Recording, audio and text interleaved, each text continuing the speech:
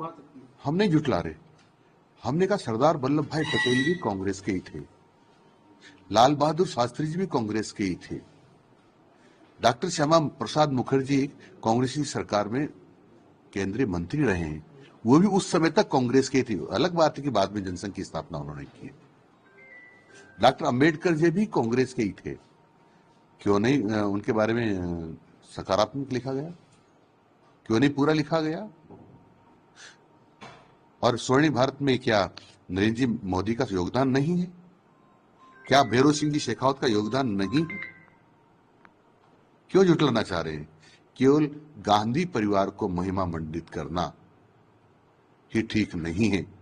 जिनका आजादी के बाद का इस भारत के लिए जिसका योगदान रहा है, सबके बारे में उसमें उल्लेख होना चाहिए था, जो नहीं था। इसलिए एक परिवार को महिमा मंडित करना बिल्कुल गलत बात है, जिसने इमरजेंसी थोपी, देश में एक तरह से आपातकाल ला दिया, देश के बड़े बड़े नेताओं को जेलों में डाल दिया, अनेक प्रकार की यातनाएं दी, संविधान को एक तरह से सस्पेंड कर दिया। इंदिरा इज इंडिया, इंडिया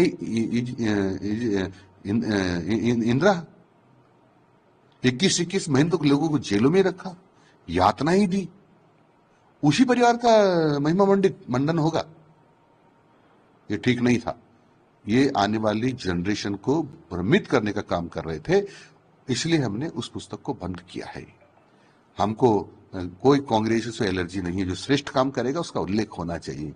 लेकिन या तो वह कहें कि सरदार वल्लभ भाई पटेल का योगदान नहीं रहा था, तो ठीक है, वो मानते तो नहीं किया, तो हम सोचेंगे कि नहीं रहा होगा, पर हमारी जानकारी में सरदार वल्लभ भाई पटेल का बहुत बड़ा योगदान इस देश के लिए रहा है।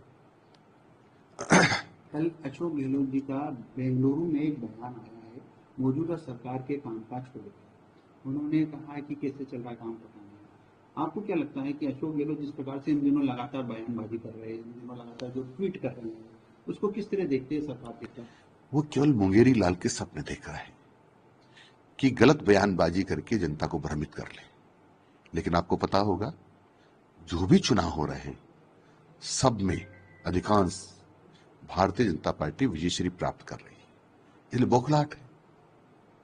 राजस्थान सरकार माननीय भजन लाल जी शर्मा के नेतृत्व में बहुत अच्छा काम कर रही है और उसके परिणाम भी आ रहे हैं।